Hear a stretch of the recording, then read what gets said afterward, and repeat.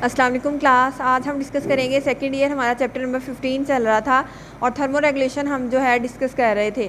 तो आज हम देखेंगे thermo regulation in mammals, humans में कैसे होती है। ठीक है, तो थर्मो रेगुलेशन के लिए कल भी मैंने आपसे डिस्कस किया कि डिफरेंट टाइप ऑफ स्ट्रेटजीज़ होती हैं, अडाप्टेशंस होती हैं। हमने कल देखा था फिजियोलॉजिकल अडाप्टेशन, स्ट्रक्चरल अडाप्टेशन और मॉर्फोलॉजिकल अडाप्टेशन। तो ये डिफरेंट अडाप्टेशन एनिमल ने अडॉप्ट की होती हैं ताकि वो हीट को रेगुलेट कर सके, हीट को एक्सचेंज कर सके between their surrounding and their animal. तो आज हम देखते हैं कि हीट रेगुलेशन किस तरह से इन एनिमल के मैमल्स के दरमियान होती है, यानी कि ह्यूमंस में। तो सबसे पहले देखते हैं कि थर्मो रेगुलेशन इन मैमल्स कैसी होती है। तो एंडोथर्मी का प्रोसेस और रीजन हुआ था इसका, एंडोथर्मी का, यानी कि इनसाइड द बॉडी जो है हीट प्रोडक्शन करना है। एंडोथर्मी कल भी मैंने एंडोथर्मी के मैमल्स हमने पढ़े थे। ऐसे मैमल्स हैं जो क्या करते हैं, हीट प्रोड्यूस करते हैं विद इन देयर बॉडी।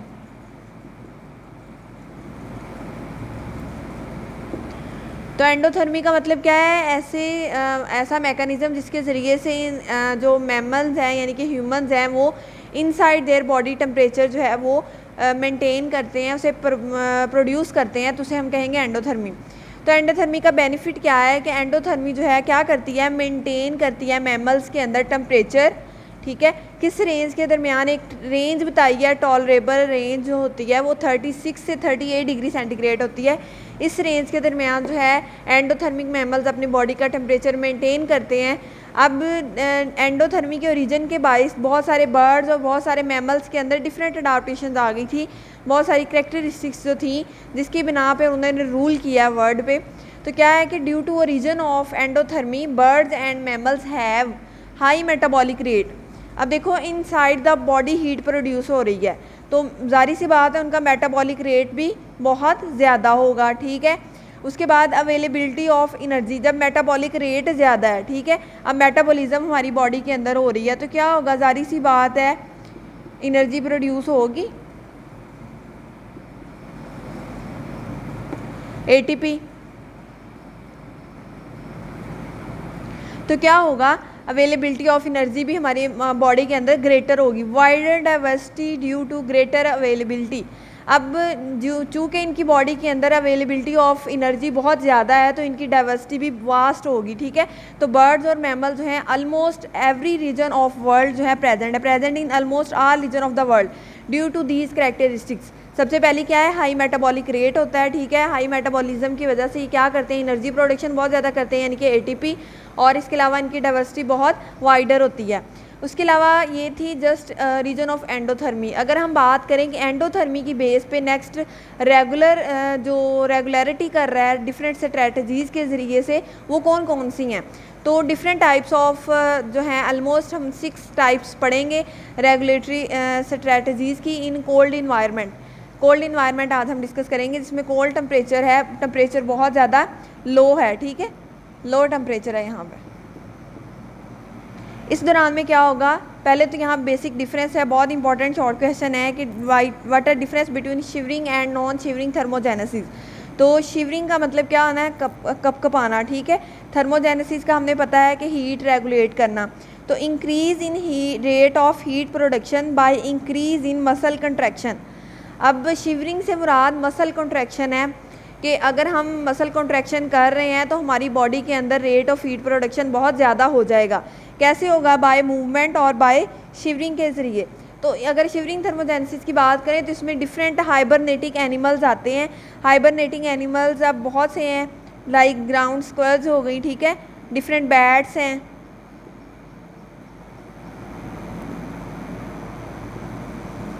तो ये इनकी एग्जांपल्स में आते हैं हाइबरनेटिंग एनिमल्स। अगर हम नॉन शिवरिंग थर्मोजेनेसिस की बात करें तो नॉन शिवरिंग से मतलब क्या है, अब शिवरिंग में क्या होता था, मसल कंट्रैक्शन, तो नॉन शिवरिंग में क्या होगा, मसल कंट्रैक्शन नहीं होगी, जस्ट बॉडी के मेटाबॉलिज्म से क्या होगी, हीट प्रोड्यूस होगी। तो heat production by metabolic energy transformation does not involve muscle contraction. इसमें क्या होता है, मसल कंट्रैक्शन नहीं होती, और ये कौन सा है, नॉन शिवरिंग थर्मोजेनेसिस।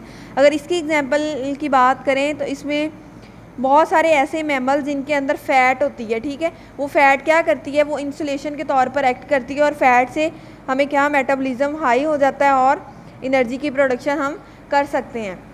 इसके बाद अगर हम डिस्कस करें नेक्स्ट हमारा, तो ये दो अभी तक हमने देखी, शिवरिंग नॉन शिवरिंग थर्मोजेनेसिस। इसके बाद थर्ड रेगुलेटरी स्ट्रेटजीज देखें तो क्या है, ब्राउन फैट।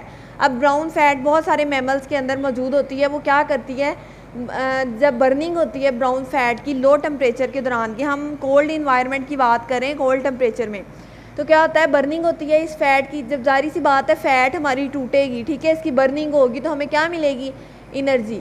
तो ये एनर्जी क्या है, इनसाइड द बॉडी कर रहा है। तो ये सारी एंडोथर्मी की स्ट्रेटजीज हैं, ठीक है। बर्निंग से क्या होता है, बर्निंग होती कहाँ पे है, एडिपोज टिश्यू ऑफ लीवर, ठीक है। हमारे लीवर के अंदर जो एडिपोज टिश्यूज होते हैं, ये लीवर का स्ट्रक्चर है,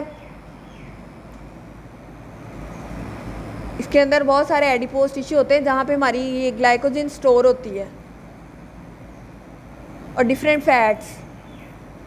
अब क्या करेंगे, इंसुलेट जब हमें ज़रूरत है, ठीक है, कोल्ड इन्वायरमेंट है, तो ये फैट जो है ये क्या होगी, बर्न होगी। तो इससे हमें क्या गेन होना है, एटीपी, एनर्जी। उसके बाद फोर्थ हमारी जो स्ट्रेटजी है वो है वैजो कंस्ट्रिक्शन। कल भी हमने बताया था कि इसमें क्या होता है, जो आपकी ब्लड वेसल्स हैं स्किन की, उन्होंने कंस्ट्रिक्ट कर जाना है। और ये अडाप्टेशन कब होती है, जब इन्वायरमेंट हमारा कोल्ड हो, यानी कि लो टेम्परेचर हो। इसमें क्या होता है, if body loss more heat as it produce, अगर बॉडी के अंदर से बहुत ज़्यादा हीट लूज़ हो गई है, ठीक है, लेकिन वो प्रोड्यूस कम कर रहा है, तो blood supply to the skin reduce, तो हमारी जो ब्लड सप्लाई है हमारे हार्ट कर रहा है बॉडी को, वो क्या हो जाएगा, कम हो जाएगी। तो इस कंडीशन में क्या होगी, स्किन कैपिलरीज कंस्ट्रिक्ट कर जाएंगी। इस कंडीशन को कहते हैं वैजो कंस्ट्रिक्शन। और ये क्या होता है, वैसे भी इसकी एग्जांपल अगर लें हम, तो कोल्ड है, अगर ठंडा है फॉर एग्जांपल, एक दिन टेम्परेचर बहुत लो है, तो हमारे आर्म में, हमारे बाजुओं में और हमारी जो लेग्स होती हैं, यहाँ पे क्या होता है, टेम्परेचर लोअर होता है as compare to our trunk, ठीक है। यहाँ पे ज़्यादा टेम्परेचर, क्योंकि यहाँ पे ब्लड वेसल जो हैं ये कंस्ट्रिक्ट कर चुकी हैं, यहाँ पे सप्लाई बहुत कम है। उसके बाद अगर बात करें इंसुलेटर की, फिफ्थ हमारी स्ट्रेटजी है इंसुलेटर। तो वो ब्राउन फैट ही ऑलमोस्ट इंसुलेटर के तौर पर एक्ट करती है।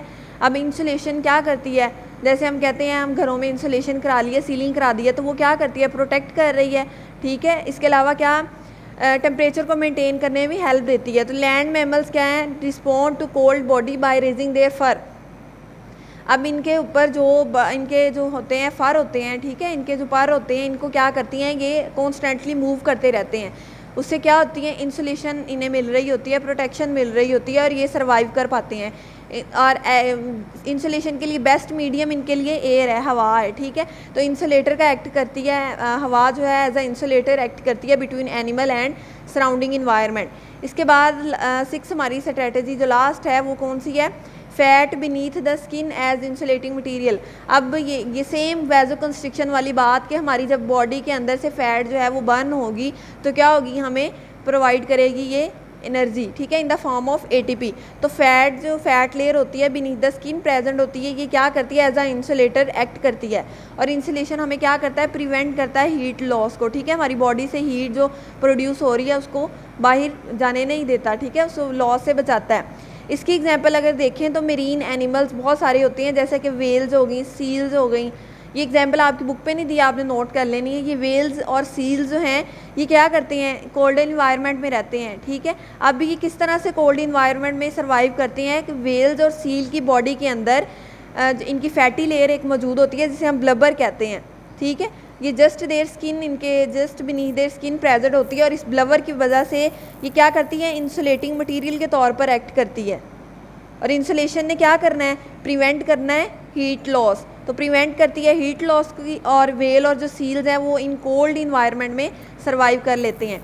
कल हम इंशाल्लाह देखेंगे कि regular strategies in warm environment कौन सी हैं।